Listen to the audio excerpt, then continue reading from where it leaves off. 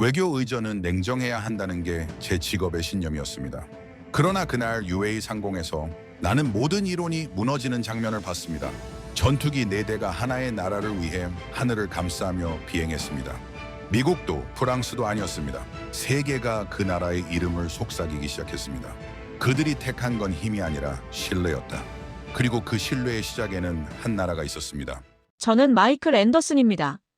미국 텍사스 샌안토니오에서 태어나 공군 전략정보국에서 25년을 보냈죠. 걸프전 당시 정보분석관으로 시작해서 이라크전 때는 전략자문을 맡았습니다. 제대 후에는 CNN과 BBC에서 군사안보해설위원으로 일했습니다. 지난 10년간은 중동 지역 국방 협력 자문을 담당했고요. 제 이력서에는 수백 건의 국빈 방문 분석 기록이 있습니다. 대통령 전용기의 비행 경로, 호위 프로토콜, 외교 의전의 모든 디테일을 꿰뚫고 있죠. 그래서 저는 확신했습니다. 하늘에서 일어나는 일은 제가 다 안다고 말입니다. 그런데 그날 그 확신이 산산조각 났습니다. 2024년 11월 3일 저는 UAE 아부다비 관제센터에 있었습니다. 한국 대통령의 국빈 방문을 취재하기 위해서였죠. 솔직히 말하면 큰 기대는 없었습니다. 통상적인 환영 절차, 예의상의 포옹, 그리고 몇 가지 협력 각서 서명 정도를 예상했습니다. 한국은 분명 훌륭한 나라입니다. 기술도 뛰어나고 경제력도 강하죠. 하지만 중동 외교에서 결정적 영향력을 가진 나라는 아니었습니다. 적어도 제가 알기로는 그랬습니다. UAE 영공 진입 5분 전이었습니다. 레이더 화면이 흔들렸습니다. 저는 관제 담당자의 어깨 너머로 화면을 보고 있었죠. 초록색 점들이 규칙적으로 움직이고 있었습니다. 민항기들의 정상적인 항로였습니다. 그런데 갑자기 4개의 새로운 신호가 나타났습니다. 빠르게 그리고 정확하게 움직이고 있었죠. 완벽한 다이아몬드 편대였습니다. 저게 뭡니까? 제가 물었습니다. 관제 책임자가 화면을 확대했습니다. 그의 손이 미세하게 떨리고 있었죠. 전투기입니다. F-16 4대가 대통령기를 향해 접근 중입니다. 제 심장이 멎었습니다. 전투기요? 호위 편대 말입니까? 그렇습니다. UAE가 한국 대통령기에 전투기 호위를 붙인다고요? 관제 책임자는 대답하지 않았습니다. 그저 화면만 응시했죠. 저는 25년 동안 이 일을 했습니다. 수많은 국빈 비행을 분석했고 모든 프로토콜을 외우고 있었습니다. 그런데 전투기 호위는 본 적이 없었습니다. 바이든 대통령이 2022년에 사우디를 방문했을 때도 없었습니다. 마크롱 대통령이 23조 원 규모의 무기 계약을 체결하고 UAE를 방문했을 때도 없었습니다. 그런데 지금 한국 대통령기에 4대의 전투기가 붙었습니다. 이건 통상 프로토콜이 아닙니다. 제가 중얼거렸습니다. 관제실 전체가 정적에 잠겼습니다. 모두가 화면을 보고 있었죠. 4개의 점이 대통령기를 중심으로 완벽한 대형을 유지하며 비행하고 있었습니다. 좌우 2대, 전방과 후방 각 1대씩이었습니다. 군사의전상 최고 수준의 호위 편대였습니다. 어떻게 이런 일이? 제 목소리가 떨렸습니다. 이건 단순한 환영이 아니었습니다. 이건 국가 최고 예우의 상징이었습니다. 왕족을 맞이하는 수준, 아니 그 이상이었죠. 무전기에서 교신 소리가 흘러나왔습니다. 이걸 원, 에스코팅 프레저덴셜 AIRCRAFT. 엘터투드 MAINT AI닝 S3-5 사우전드. 카피댓, 이걸 원. 제 온몸에 소름이 돋았습니다. 이글 원. UAE 공군 최정예 편대의 콜사인이었습니다. 그들이 지금 한국 대통령기를 호위하고 있었습니다. 저는 창밖을 돌아봤습니다. 하늘이 갈라지고 있었습니다. 4대의 은빛 전투기가 태양을 등지고 날아오고 있었습니다. 완벽한 대형이었죠. 그 중심에 대한민국 대통령 전용기가 있었습니다. 마치 왕관을 받드는 기사들처럼 전투기들이 대통령기를 감싸고 있었습니다. 이건 역사입니다. 관제 책임자가 낮은 목소리로 말했습니다. 제가 15년간 이 관제탑에서 일했지만 이런 광경은 처음입니다. 저도 마찬가지였습니다. 25년 경력의 안보 분석가로서, CNN 해설위원으로서, 그리고 중동 전문가로서 저는 수많은 장면을 봤습니다. 그러나 이것만큼은 처음이었습니다. 전투기들이 대통령기와 함께 고도를 낮추기 시작했습니다. 완벽한 동시성이었죠. 1초의 오차도 없이 1미터의 간격 변화도 없이 그들은 움직였습니다. 이건 단순한 비행 기술이 아니었습니다. 이건 훈련된 의식이었습니다. 왜 한국입니까? 제가 물었습니다. 왜 하필 한국 대통령에게 이런 예우를 합니까? 관제 책임자가 저를 돌아봤습니다. 그의 눈빛이 묘했습니다. 당신은 아직 모르시는군요. 뭘 말입니까? 한국이 이곳에서 어떤 의미인지를요. 저는 반박하려 했습니다. 한국에 대해서라면 저도 잘 압니다. 경제 규모 세계 10위권, 기술 강국, K-팝과 반도체의 나라. 그러나 중동에서 결정적 영향력을 가진 나라는 아니지 않습니까? 그런데 지금 제 눈앞에서 펼쳐지는 광경은 제 모든 분석을 부정하고 있었습니다. 4대의 전투기가 대통령기와 함께 활주로를 향해 하강했습니다. 하늘이 울리는 것 같았습니다. 아니, 실제로 울리고 있었죠. 엔진 소리가 대지를 진동시켰습니다. 저는 그 순간 깨달았습니다. 이건 단순한 국빈 방문이 아니라는 것을, 이건 외교 프로토콜을 넘어선 무언가라는 것을, 그리고 제가 지금 세계 질서가 재편되는 현장을 목격하고 있다는 것을 말입니다. 내가 뭘 놓친 거지? 저는 속으로 중얼거렸습니다. 하늘에서 4대의 전투기가 완벽한 대형으로 착륙 준비를 하고 있었습니다. 그 중심에 한국 대통령기가 있었죠. 제 25년 경력이 흔들리기 시작했습니다. 저는 그날 밤 잠을 이루지 못했습니다. 호텔방에서 노트북을 켜고 과거 데이터를 뒤지기 시작했죠. 제 머릿속은 온통 하나의 질문으로 가득했습니다. 왜 한국인가? 저는 먼저 바이든 대통령의 2022년 사우디 방문 기록을 열었습니다. 당시 UAE와 사우디의 관계는 냉랭했죠. 바이든은 무함마드 빈 살만 왕세자와의 면담을 요청했지만 왕세자는 전화조차 받지 않았습니다. 결국 예정에 없던 사우디 방문으로 일정을 변경했고 그나마 짧은 악수 한 번으로 끝났습니다. 전투기 호위? 없었습니다. 공식 환영식? 최소한의 의전이었습니다. 미국 대통령이 그런 대접을 받았습니다. 다음은 마크롱이었습니다. 2023년 12월 프랑스 대통령은 UAE를 방문해서 23조 원 규모의 라팔 전투기 계약을 체결했습니다. 역대 최대 규모의 방산 수출이었죠. 그러나 그때도 전투기 호위는 없었습니다. 왕세자와의 만찬, 계약 서명식, 그리고 귀국. 그게 전부였습니다. 그런데 한국은 달랐습니다. 4대의 F-16 전투기가 대통령기를 호위했습니다. UAE 공군 최정예 편대가 직접 나섰죠. 이건 명백히 최고 수준의 군사 예우였습니다. 도대체 뭐가 다른 거지? 저는 책상을 치며 중얼거렸습니다. 다음 날 아침, 저는 공항 관계자를 만났습니다. 20년 넘게 아부다비 국제공항에서 일한 베테랑이었죠. 그는 어제 착륙 현장을 직접 목격했습니다. 어제 그 광경, 처음 봤습니다. 그가 커피를 마시며 말했습니다. 저도 오랫동안 이 일을 했지만 전투기 호위는 처음이에요. 왜 한국 대통령에게 그런 예우를 한 겁니까? 제가 물었습니다. 그는 잠시 망설이더니 조심스럽게 입을 열었습니다. 그건 단순한 방문이 아니었어요. 무슨 뜻입니까? 그건 형제의 귀환이었습니다. 형제라고요? 저는 귀를 의심했습니다. 외교에서 그런 단어는 함부로 쓰이지 않습니다. 동맹도 아니고 우방도 아니고 형제라니요? 무슨 말씀이신지 이해가 안 갑니다. 저도 자세히는 몰라요. 다만 들은 바로는 한국과 UAE의 관계가 우리가 아는 것보다 훨씬 깊다는 겁니다. 그는 더 이상 말하지 않았습니다. 하지만 그의 눈빛은 진지했습니다. 저는 오후에 옛 동료를 만났습니다. 중동 지역 정보 분석을 담당하는 친구였죠. 그에게 UAE 내부 보고서에 접근할 수 있냐고 물었습니다. 뭘 찾으려고? 한국과 UAE의 관계요. 그는 잠시 생각하더니 고개를 끄덕였습니다. 이틀 후, 그가 문서 하나를 건넸습니다. UAE 외교부 내부 보고서였죠. 기밀 등급이 찍혀 있었지만 제가 볼 수 있는 수준이었습니다. 저는 숨을 죽이고 문서를 펼쳤습니다. 첫 페이지에 단 한 문장이 적혀 있었습니다. 코리어 이즈 더 브리지 어브 트러스트. 한국은 신뢰의 달이다. 제 손이 떨렸습니다. 다음 페이지에는 구체적인 내용이 있었습니다.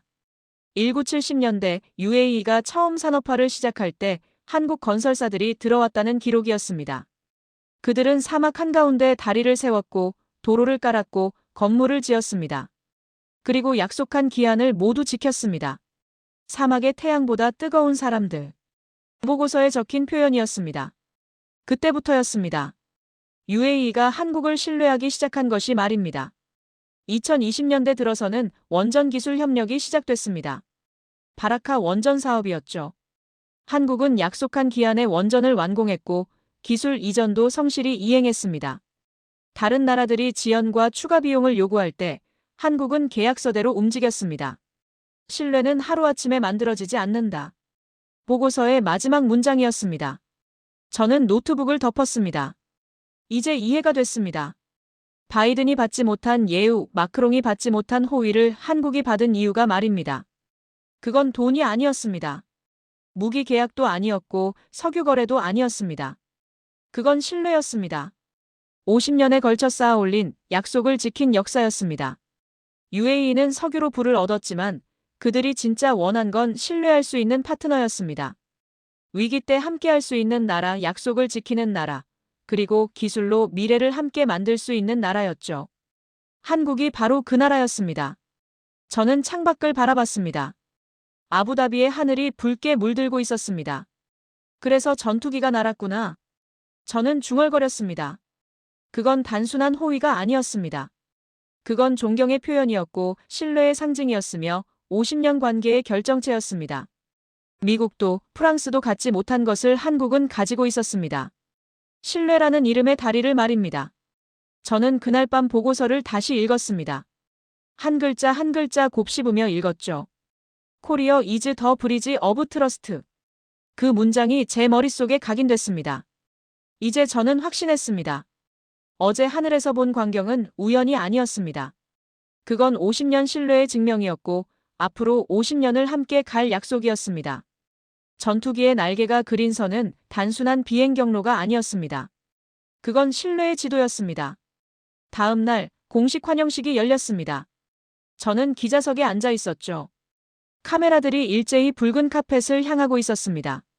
통상적인 국빈 환영식이라면 왕세자가 입구에서 기다리다가 악수를 나누는 게 전부입니다. 5분 정도의 짧은 의전이죠. 그런데 이번엔 달랐습니다. 무함마드 빈 자이드 알 나흐얀 대통령이 직접 걸어 나왔습니다. 저는 숨을 멈췄습니다. UAE 국왕이 외국 정상을 맞이하러 직접 걸어 나온 건 사상 초유의 일이었습니다. 바이든도 마크롱도 심지어 영국 총리도 받지 못한 예우였죠. 저게 진짜입니까? 옆자리 기자가 중얼거렸습니다. 국왕이 직접 나오다니. 주변의 카메라 셔터 소리가 미친 듯이 터져 나왔습니다. 모두가 이 순간을 놓치지 않으려 했죠. 무함마드 대통령의 표정이 보였습니다. 단호하면서도 따뜻했습니다.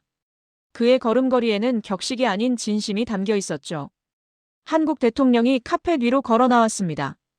그 순간이었습니다. 무함마드 대통령이 두 팔을 벌렸습니다. 형제의 포옹이었습니다. 제 심장이 쿵 하고 내려앉았습니다. 외교 의전에서 포옹은 드문 일이 아닙니다. 하지만 이건 달랐어요. 이건 격식적인 포옹이 아니었습니다.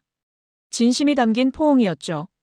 마치 오랜 친구를, 아니 가족을 만난 것처럼 그는 한국 대통령을 껴안았습니다. 주변이 정적에 잠겼습니다.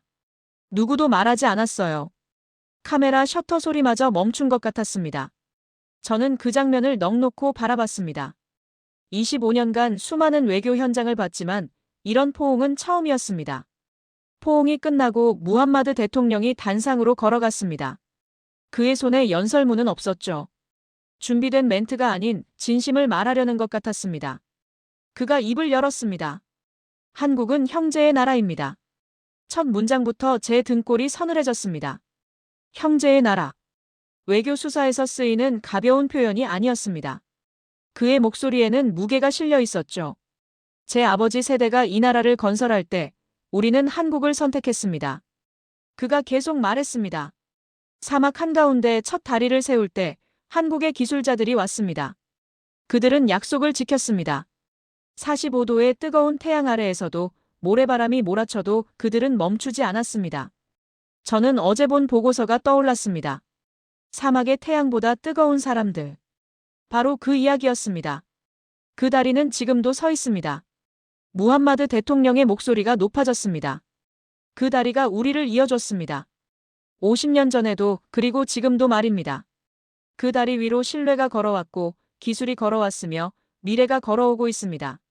주변 외교관들이 숨을 삼켰습니다. 저도 마찬가지였어요. 이건 단순한 환영사가 아니었습니다. 이건 선언이었습니다. 우리는 석유로 불을 얻었지만 한국으로부터 신뢰를 배웠습니다. 그의 말이 계속됐습니다. 미국은 우리에게 무기를 팔았고 유럽은 우리에게 사치품을 팔았습니다. 그러나 한국은 우리에게 미래를 함께 만들자고 했습니다. 제 옆에 앉은 미국 기자의 얼굴이 굳었습니다. 프랑스 특파원도 고개를 숙였죠. 그래서 우리는 선택했습니다. 한국과 함께 걷기로 말입니다. 무함마드 대통령이 한국 대통령을 바라봤습니다. 형제여, 환영합니다. 이곳은 당신의 집입니다. 그 순간 홀 전체가 박수로 터져나왔습니다. 저도 모르게 박수를 치고 있었어요. 눈가가 뜨거워졌습니다. 이건 외교가 아니었습니다. 이건 고백이었고 약속이었으며 미래를 향한 선언이었습니다. 제 옆에서 누군가 말했습니다. 역사적인 순간이야. 맞습니다. 저는 지금 역사를 목격하고 있었습니다. 환영식이 끝나고 기자들이 몰려들었습니다. 알자지라 기자가 카메라를 들이댔고 BBC는 생중계를 시작했습니다. CNN 앵커가 흥분한 목소리로 말했죠. 브레이킹 뉴스입니다. UAE가 한국을 형제국가로 선언했습니다. 제 휴대폰이 울리기 시작했습니다. 본사에서, 동료들에게서, 전 세계 언론사에서 연락이 쏟아졌죠. 마이클, 지금 거기서 뭘 본 거야? 동료가 물었습니다. 저는 잠시 망설이다가 대답했습니다. 세계가 바뀌는 걸 봤어. 그날 저녁 전 세계 주요 언론이 일제히 보도했습니다. UAE declares Korea as brotherhood nation.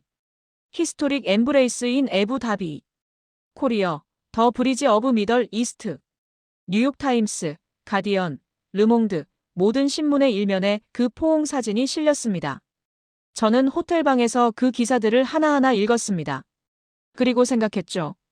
어제 하늘에서 본 4대의 전투기, 그건 시작에 불과했다는 것을 말입니다. 진짜 이야기는 지금부터였습니다. 형제의 포옹으로 시작된 새로운 역사가 말이죠.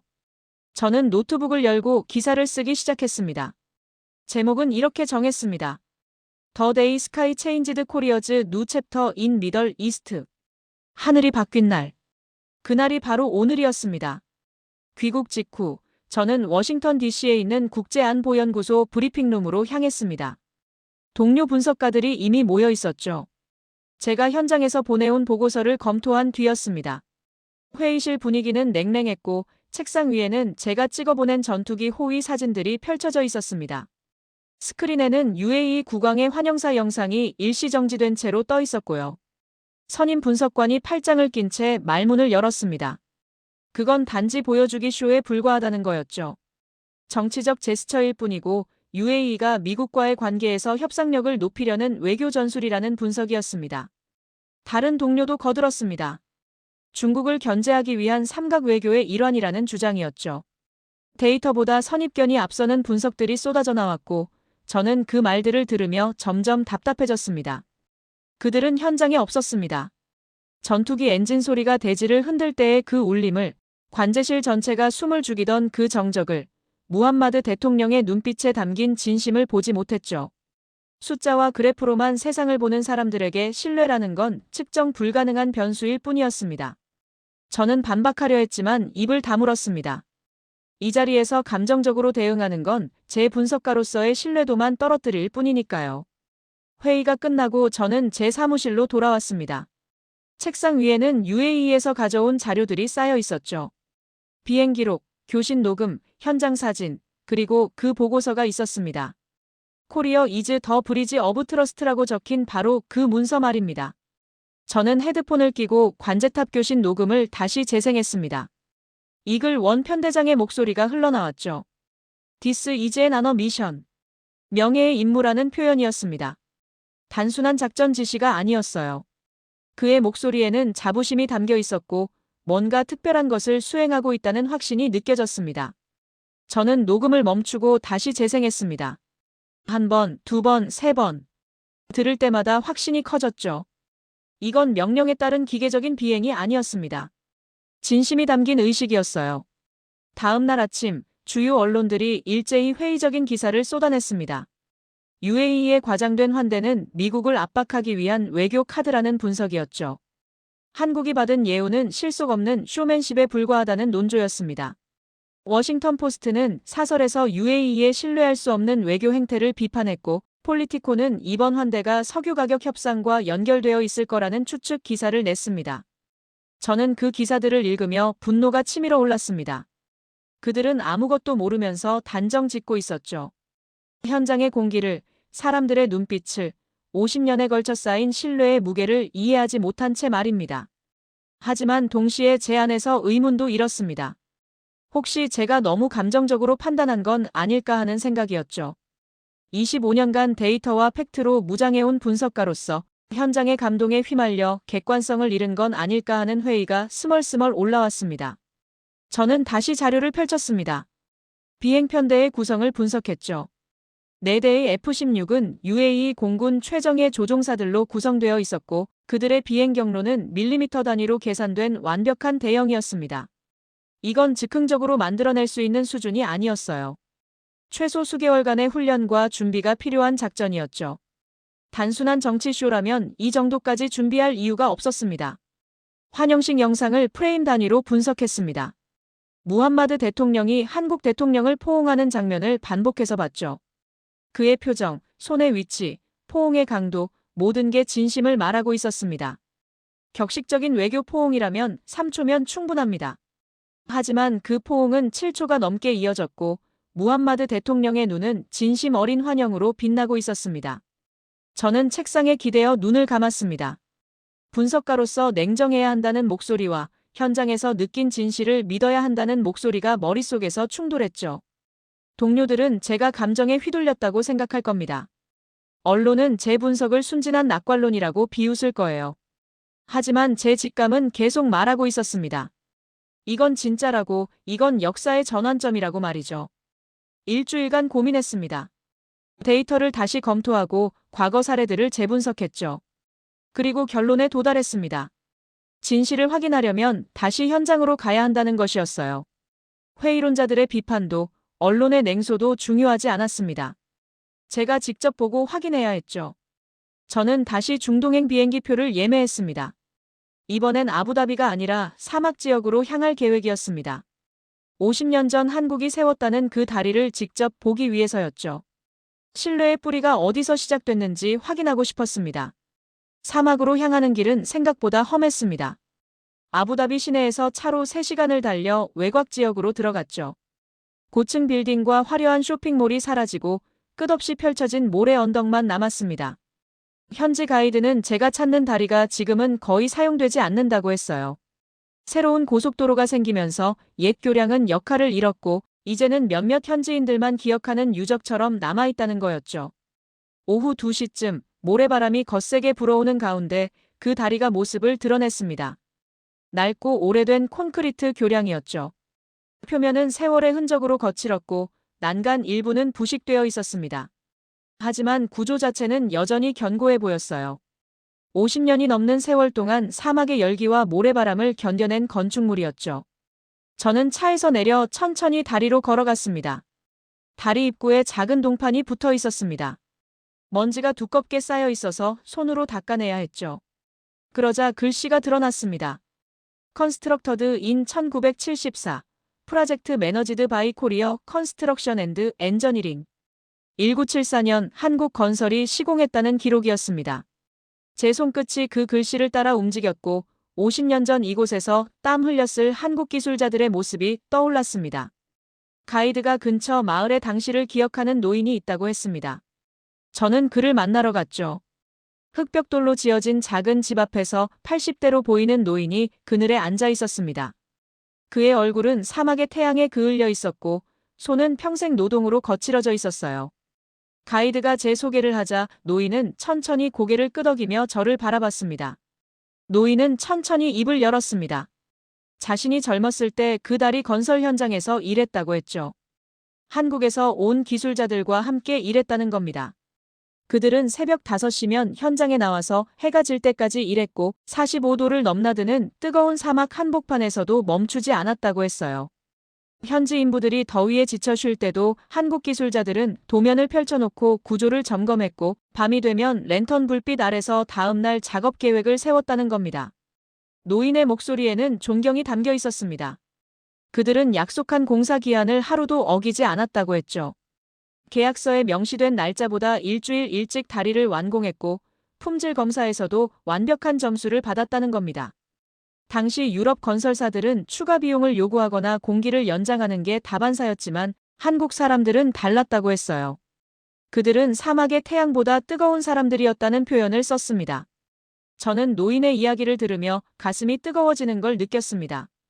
이건 단순한 건설 프로젝트가 아니었어요. 신뢰를 쌓아가는 과정이었죠. 50년 전 사막 한가운데서 땀 흘린 한국 기술자들은 자신들이 세운 다리가 단순한 콘크리트 구조물이 아니라 두 나라를 잇는 신뢰의 상징이 될 거라는 걸 알았을까요? 아마 몰랐을 겁니다. 그들은 그저 맡은 일을 성실히 해냈을 뿐이었죠. 오후 4시쯤 저는 아부다비 국립문서보관소로 향했습니다. 1970년대 건설 프로젝트 관련 자료를 열람하고 싶다고 요청했죠.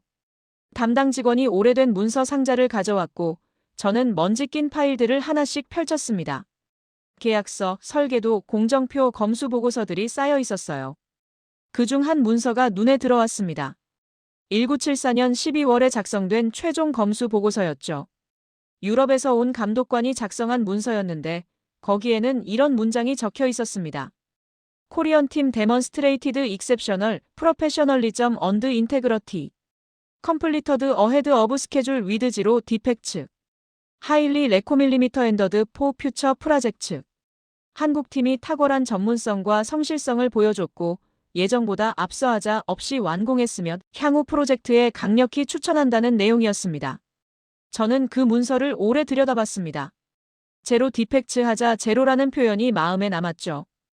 50년 전 사막 한가운데서 완벽한 품질을 구현해낸 한국 기술자들의 자부심이 느껴졌습니다. 그리고 그 자부심이 지금의 신뢰로 이어졌다는 걸 깨달았어요. 해질녘, 저는 다시 그 다리로 돌아갔습니다. 석양이 사막을 붉게 물들이고 있었고 다리의 그림자가 길게 늘어져 있었죠. 저는 다리 난간에 기대어 서서 수평선을 바라봤습니다. 바람이 불어왔고 모래가 발목을 스쳤습니다. 이 다리는 단순한 교통시설이 아니었습니다. 신뢰의 기념비였죠. 50년 전 한국이 이곳에 남긴 건 콘크리트와 철근이 아니라 약속을 지키는 정신이었습니다. 그 정신이 세대를 넘어 이어졌고 지금 하늘 위의 전투기 호위로 나타난 거였어요. 저는 주머니에서 노트를 꺼내 한 문장을 적었습니다. Trust is not built in a day, but in 50 years of promises kept. 신뢰는 하루아침에 만들어지지 않는다. 50년간 지켜진 약속 속에서 쌓인다는 뜻이었죠. 해가 완전히 지고 어둠이 내렸습니다. 저는 다리 위에 서서 마지막으로 주변을 둘러봤습니다. 이제 이해가 됐어요. 왜 UAE가 한국을 형제의 나라라고 부르는지, 왜 전투기 4대가 하늘을 가른 건지 말입니다. 모든 건 이 다리에서 시작됐습니다. 아부다비에서 돌아온 다음 날, 저는 더 깊이 파고들기로 결심했습니다. 다리에서 시작된 신뢰는 이해했지만 그것만으로는 설명이 부족했죠. 50년 전의 약속이 지금의 전투기 호위로 이어지기까지 그 사이에 무슨 일이 있었는지 알아야 했습니다. 저는 중동 전문 싱크탱크에 근무하는 옛 동료에게 연락했고 그는 며칠 후 UAE 경제기획부 내부 보고서 4본을 건네줬습니다. 보고서를 펼치는 순간 제목부터 제 시선을 사로잡았습니다. 포스트-5 에러 스트러티직 트랜지션 플랜 2030-2050이었죠. 석유 이후 시대, 전략적 전환 계획이라는 뜻이었습니다. 첫 페이지를 넘기자 UAE 경제의 현실이 적나라하게 드러나 있었어요. 석유 의존도가 국내 총생산의 68%에 달하고 이 구조가 지속 불가능하다는 분석이었습니다. 세계가 재생에너지로 전환하면서 석유 수요는 2040년까지 현재 대비 40% 감소할 것으로 예측되고 있었죠. 보고서는 냉정했습니다. 감정이나 희망이 아니라 데이터와 시나리오로 가득했어요. UAE 정부는 이미 10년 전부터 석유 의존 경제의 종말을 예견하고 있었고 새로운 미래를 설계하고 있었던 겁니다.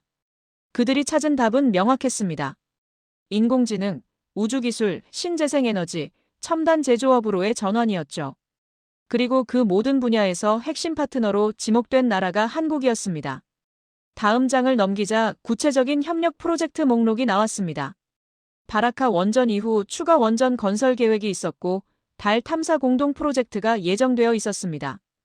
인공지능 연구센터를 아부다비에 공동 설립한다는 계획도 있었죠.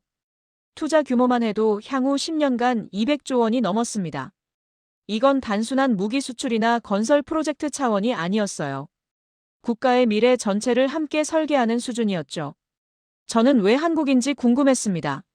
미국도 기술 강국이고 유럽도 첨단 산업이 발달했는데 왜 하필 한국이었을까요? 보고서 중간쯤에서 그 답을 찾았습니다.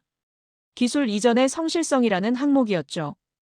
UAE는 과거 여러 나라와 기술 협력을 시도했지만 대부분 실패로 돌아갔다는 내용이었습니다. 서방 국가들은 핵심 기술은 넘겨주지 않고 완제품만 판매하려 했고 기술 이전을 약속해도 형식적인 수준에 그쳤다는 거였어요. 하지만 한국은 달랐다고 적혀 있었습니다. 바라카 원전 프로젝트에서 한국은 약속한 모든 기술을 이전했고 UAE 기술자들을 한국으로 데려가 실제 현장에서 훈련시켰다는 겁니다. 설계 도면부터 운영 매뉴얼까지 모든 걸 공유했고 덕분에 UAE는 자체적으로 원전을 운영할 수 있는 능력을 갖추게 됐다는 거죠. 이게 결정적이었습니다. UAE가 원한 건 물건이 아니라 능력이었고 한국은 그 능력을 진심으로 나눠줬던 겁니다. 저는 보고서를 읽으며 점점 흥분되기 시작했습니다. 이제 전체 그림이 보이기 시작했죠. 50년 전 다리 건설로 시작된 신뢰가 원전 기술 협력으로 이어졌고 그 성공이 다시 미래 기술 전반으로 확장되고 있었던 겁니다. UAE는 석유 이후의 생존을 위해 믿을 수 있는 파트너가 필요했고 한국은 50년간의 실적으로 그 신뢰를 증명했던 거였어요. 그런데 며칠 후 이상한 일이 벌어졌습니다. 제 이메일로 익명의 메시지가 왔죠. 발신자는 표시되지 않았고 내용은 짧았습니다. 당신은 위험한 선을 넘고 있습니다. 중동 문제는 당신이 생각하는 것보다 복잡합니다. 물러나는 게 현명할 겁니다. 위협인지 경고인지 모호한 문장이었지만 분명한 건 누군가 제 움직임을 주시하고 있다는 거였어요. 이틀 후 또 다른 메일이 왔습니다. 이번엔 더 구체적이었죠. UAE-한국 협력을 긍정적으로 보도하지 마십시오. 중동의 균형은 섬세합니다. 당신의 분석이 불필요한 오해를 만들 수 있습니다. 누가 보냈는지 대충 짐작이 갔습니다. 미국이나 유럽의 방산 기업, 혹은 그들과 연결된 로비 그룹일 거였죠. 저는 오히려 확신이 섰습니다. 제가 건드린 부분이 누군가에겐 민감한 영역이라는 뜻이었고 그건 곧 제가 진실에 가까워지고 있다는 증거였으니까요. 25년간 안보 분석을 하면서 배운 게 하나 있다면 진짜 중요한 정보 주변에는 항상 방어막이 쳐져 있다는 거였습니다. 저는 더 깊이 파고들었습니다. 유럽 방산 기업들의 중동 진출 현황을 조사했죠. 프랑스는 지난 10년간 중동에 1,200억 달러 규모의 무기를 수출했고 미국은 그 2배가 넘었습니다. 그런데 최근 2년간 계약 건수가 급감하고 있었어요. 특히 UAE와의 신규 계약이 눈에 띄게 줄어들었죠. 대신 한국과의 방산 협력이 증가하고 있었습니다. 숫자가 말해주고 있었습니다. UAE는 선택을 한 거였어요. 단순히 무기를 파는 나라가 아니라 기술을 나누고 미래를 함께 만들 파트너를 선택한 겁니다. 석유가 마르고 난 뒤에도 함께 설 수 있는 나라, 신뢰할 수 있는 나라를 택한 거였죠. 저는 창밖을 바라봤습니다. 워싱턴의 하늘은 흐렸고 빗방울이 유리창을 두드리기 시작했어요. 제 머릿속에서는 여러 생각이 교차했습니다. 제가 지금 쓰고 있는 보고서가 누군가의 이익에 반한다는 걸 알고 있었죠. 하지만 진실은 진실이었습니다. UAE는 석유의 시대가 끝나간다는 걸 알았고 한국은 그 이후를 함께 준비할 파트너였습니다. 하늘의 전투기 호위는 단순한 환영이 아니라 미래를 향한 동행의 시작이었던 겁니다. 석 달이 흘렀고 저는 다시 중동으로 향하는 비행기에 몸을 실었습니다. 이번엔 아부다비 국제안보포럼에 참석하기 위해서였죠. 매년 열리는 이 행사에는 전 세계 40여 개국의 국방장관, 외교관, 안보 전문가들이 모입니다. 올해는 특히 주목도가 높았어요. 중동 정세가 급변하는 시기였고 각국이 새로운 동맹 구도를 모색하고 있었으니까요. 포럼 첫날 오전 세션은 통상적인 패널 토론으로 채워졌습니다. 지역 안보, 에너지 전환, 기술 협력 같은 주제들이 오갔죠. 미국 국방부 차관이 인도태평양 전략을 설명했고 프랑스 외교부 장관이 지중해 안보 협력을 강조했습니다. 익숙한 레토릭이었어요. 그러나 오후 세션은 달랐습니다. 무함마드 빈 자이드 알 나흐얀 대통령이 직접 기조 연설을 한다는 공지가 나왔죠. 컨벤션 홀은 순식간에 가득 찼습니다. 1,500석 규모의 좌석이 모두 차고도 뒷자리에 서 있는 사람들이 있을 정도였어요. 각국 대표단이 일제히 모였고 카메라들이 단상을 향했습니다. 저는 중앙블록 3열의 자리를 잡았죠. 무대 조명이 어두워지고 스포트라이트가 단상을 비췄습니다. 무함마드 대통령이 걸어 나왔습니다. 그의 걸음은 느리면서도 확신에 차 있었고 단상에 서자 홀 전체가 정적에 잠겼어요. 그는 원고 없이 마이크 앞에 섰습니다. 즉흥 연설이라는 뜻이었죠. 준비된 외교 수사가 아니라 진심을 말하려는 거라는 걸 직감했습니다. 그가 입을 열었습니다.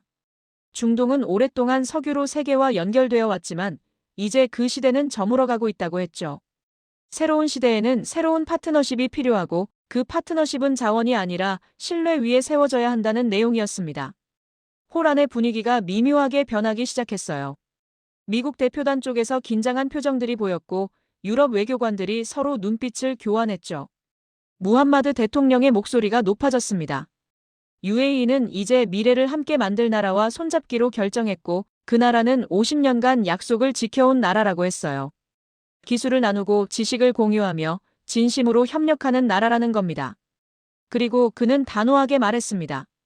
이제 우리는 한국과 미래를 건설한다고 말이죠. 그 순간 홀 전체가 술렁였습니다. 공개석상에서 특정 국가를 미래 파트너로 명시한다는 건 외교적으로 상당히 강한 메시지였으니까요. 저는 주변을 둘러봤어요. 한국 대표단은 침착하게 앉아 있었지만 미국 쪽은 당혹스러운 표정이 역력했고 프랑스 장관은 팔짱을 끼고 입술을 깨물고 있었습니다. 그때 예상치 못한 일이 벌어졌습니다. 무대 뒤편 대형 스크린이 켜진 거였어요. 처음엔 단순한 프레젠테이션 자료인 줄 알았습니다. 그런데 화면에 나타난 건 석 달 전 그 장면이었죠. 한국 대통령기가 UAE 영공으로 진입하는 순간이었습니다. 4대의 F-16 전투기가 대통령기 주변을 완벽한 다이아몬드 편대로 감싸고 비행하는 모습이 고해상도 영상으로 재생되기 시작했습니다. 홀 안이 다시 한번 정적에 잠겼습니다. 카메라는 전투기들의 날개를 클로즈업했고 엔진에서 뿜어져 나오는 배기가스의 흔적이 하늘의 선명한 궤적을 그렸어요. 편대는 1m의 오차도 없이 움직였고 대통령기를 중심으로 완벽한 대칭을 유지했습니다. 이건 단순한 비행 영상이 아니었죠. 예술이었고 의식이었으며 존경의 표현이었습니다. 영상이 계속됐습니다. 착륙 장면이 나왔고 활주로에 내린 대통령기 주변을 전투기들이 한 바퀴 선회하는 모습이 보였어요. 그리고 마지막 장면에서 4대의 전투기가 동시에 기술을 들어 하늘로 상승하며 사라지는 순간이 슬로우 모션으로 재생됐습니다. 화면 하단에 자막이 떠올랐죠. 포트러스트 언드 브러더후드. 노벰버 3, 2024. 영상이 끝나고 조명이 다시 켜졌을 때 홀 안은 여전히 정적이었습니다. 누구도 박수를 치지 않았고 누구도 움직이지 않았어요. 모두가 지금 목격한 장면의 의미를 소화하고 있었죠. 저는 앞쪽에 앉은 미국 국방부 차관의 뒷모습을 봤습니다. 그의 어깨가 미세하게 긴장되어 있었고 옆에 앉은 참모와 낮은 목소리로 뭔가 주고받고 있었어요. 무함마드 대통령이 다시 말했습니다. 저 하늘의 호위는 단순한 의전이 아니라고 했죠. 그건 UAE가 선택한 미래의 방향이고 신뢰에 기반한 새로운 동맹의 시작이라는 겁니다. 세계는 변하고 있고 힘의 균형도 재편되고 있으며 이제는 무기와 돈이 아니라 신뢰와 기술이 관계를 결정하는 시대가 왔다고 말했어요. 그제야 박수가 터져나왔습니다. 하지만 홀 전체가 일제히 박수를 친 건 아니었어요. 중동 국가 대표들과 아시아 블록에서 박수가 나왔고 한국 대표단은 침착하게 기립했습니다. 반면 서방 블록은 대부분 앉은 채로 형식적인 박수만 보냈죠. 프랑스 장관은 아예 박수를 치지 않았고 영국 대표는 고개를 숙이고 메모를 적고 있었습니다. 저는 그 분열된 반응 속에서 뭔가 중요한 걸 목격하고 있다는 걸 깨달았습니다. 이건 단순한 외교 행사가 아니었어요. 세력 재편의 신호탄이었죠. UAE는 공개적으로 선을 그은 겁니다. 50년간 미국과 유럽 중심으로 돌아가던 중동 외교의 축이 움직이기 시작한 거였어요. 연설이 끝나고 무함마드 대통령이 단상을 내려갔습니다. 기자들이 몰려들었지만 그는 질문에 답하지 않았어요. 이미 할 말은 다 했다는 표정이었죠. 저는 자리에 앉아 있었습니다. 주변이 소란스러워졌지만 제 귓가엔 아무 소리도 들리지 않았어요. 머릿속에서는 지난 석 달간 제가 수집한 모든 정보가 퍼즐처럼 맞춰지고 있었습니다. 50년 전의 다리, 원전 기술 이전, 그리고 오늘의 선언. 모든 게 연결되어 있었습니다. 한국은 조용히, 그러나 확실하게 중동의 새로운 파트너가 되고 있었던 겁니다. 포럼이 끝나고 저는 귀국 비행기에 몸을 실었습니다. 창가 좌석에 앉아 아래로 펼쳐진 사막을 내려다봤죠. 구름 사이로 보이는 모래 언덕들이 황금빛으로 빛나고 있었고 저 어딘가에 50년 전 한국이 세운 다리가 있을 거라는 생각이 들었습니다. 제 머릿속에서는 지난 4달간의 여정이 파노라마처럼 지나갔어요. 처음 레이더 화면에서 4개의 신호를 봤을 때의 충격, 형제의 포옹을 목격했을 때의 전율, 사막 다리 위에서 느꼈던 깨달음, 그리고 오늘 포럼에서 목격한 역사적 선언까지 모든 순간이 선명하게 떠올랐습니다. 기내에서 노트북을 열었습니다. 본사에 제출할 최종 보고서를 작성해야 했죠. 제목을 고민하다가 결국 이렇게 정했습니다. The Era of Trust How Korea Redefined Middle East Diplomacy. 신뢰의 시대, 한국이 중동 외교를 재정의한 방식이라는 뜻이었어요. 첫 문장을 쓰기 시작했습니다. 한국은 중동 외교의 방정식을 바꿨다고 적었죠. 더 이상 주변국이 아니라 새로운 축이라고, 석유와 무기로 맺어진 관계가 아니라 신뢰와 기술로 연결된 동맹이라고 썼습니다. 보고서를 쓰면서 지난 25년간의 제 경력을 되돌아봤습니다. 걸프전 당시 정보분석관으로 시작해서 수많은 중동 분쟁을 지켜봤고 무수한 외교 협상과 군사 작전을 분석했죠. 그 모든 시간 동안 중동을 움직이는 건 석유와 군사력이라고 믿었습니다. 미국의 항공모함, 유럽의 방산 수출, 러시아의 무기 거래, 그런 것들이 이 지역의 질서를 결정한다고 생각했어요. 하지만 지금 제 눈앞에서 펼쳐진 현실은 달랐습니다. 한국은 항공모함 한 척 보내지 않았고 수백억 달러짜리 무기 계약을 체결하지도 않았지만 중동의 심장부에 자리 잡았습니다. 비행기가 순항 고도에 도달했고 승무원이 음료를 가져왔습니다. 저는 커피를 홀짝이며 창밖을 바라봤죠. 구름 위로 석양이 번지고 있었어요. 포럼이 끝난 뒤 세계 언론의 반응이 궁금해서 태블릿으로 뉴스를 검색했습니다. 예상대로 주요 외신들이 일제히 보도하고 있었죠. 뉴욕타임스는 UAE 시그널즈 스트러티직 시프트 터워드 에이저라는 제목으로 일면 기사를 냈고 파이낸셜 타임스는 미덜 이스트 파워 다이내믹스 리쉐이핑이라며 분석 기사를 실었습니다. 알자지라는 누 에러 어브 에러브 마이너스 코리어 파트너십이라고 보도했고 로이터는 무함마드 대통령의 연설 전문을 타전했어요. 흥미로운 건 각국 언론의 논조 차이였습니다. 아시아 매체들은 대체로 긍정적이었고 서방 언론은 신중하거나 비판적인 입장을 보였죠. 워싱턴 포스트 사설은 UAE의 선택이 성급하다고 지적했고 르몽드는 중동 안보 균형이 흔들릴 수 있다고 우려했습니다. 하지만 숫자는 거짓말을 하지 않았어요. 포럼 이후 사흘 만에 세계 중동 국가가 한국과의 협력 확대 의사를 공식 발표했고 동남아시아 두 나라도 한국형 개발 모델 도입을 검토하겠다고 밝혔습니다. K-디펜스, KAI, K-스페이스라는 표현이 국제뉴스에 등장하기 시작했죠. 귀국 후 일주일간 저는 각종 인터뷰 요청에 시달렸습니다. CNN, BBC, 블룸버그에서 중동 전문가로서의 견해를 묻는 전화가 쏟아졌어요. 모두가 같은 질문을 했습니다. 한국이 어떻게 이런 위치에 올랐느냐는 거였죠. 저는 매번 같은 대답을 했습니다. 50년간 지켜온 약속 때문이라고, 기술을 진심으로 나눴기 때문이라고, 신뢰를 쌓았기 때문이라고 말입니다. 한 달 뒤 제 보고서는 주요 싱크탱크와 정부기관에 배포됐습니다. 반응은 엇갈렸어요. 일부는 제 분석을 혁신적이라고 평가했지만 다른 이들은 지나치게 낙관적이라고 비판했죠. 하지만 저는 확신했습니다. 제가 목격한 건 일시적 현상이 아니라 구조적 변화라고, 세계 질서의 축이 움직이기 시작했다고 말입니다. 어느 날 저녁, 저는 다시 그날의 영상을 꺼내봤습니다. 4대의 전투기가 한국 대통령기를 호위하며 UAE 영공을 가르는 장면이었죠. 영상을 멈추고 한 프레임을 확대했습니다. 전투기들의 완벽한 대형 대통령기를 감싼 보호의 형상, 하늘에 그려진 신뢰의 궤적이 보였어요. 저는 그 이미지를 오래 들여다봤습니다. 25년간 저는 힘의 논리로 세상을 분석했습니다. 누가 더 강한 무기를 가졌는지, 누가 더 많은 자원을 통제하는지, 누가 더 큰 영향력을 행사하는지가 중요하다고 생각했죠. 하지만 그날 하늘은 다른 진실을 보여줬습니다. 전투기의 편대는 무력의 과시가 아니라 신뢰의 형상이었고 그 신뢰의 중심에는 한국이 있었습니다.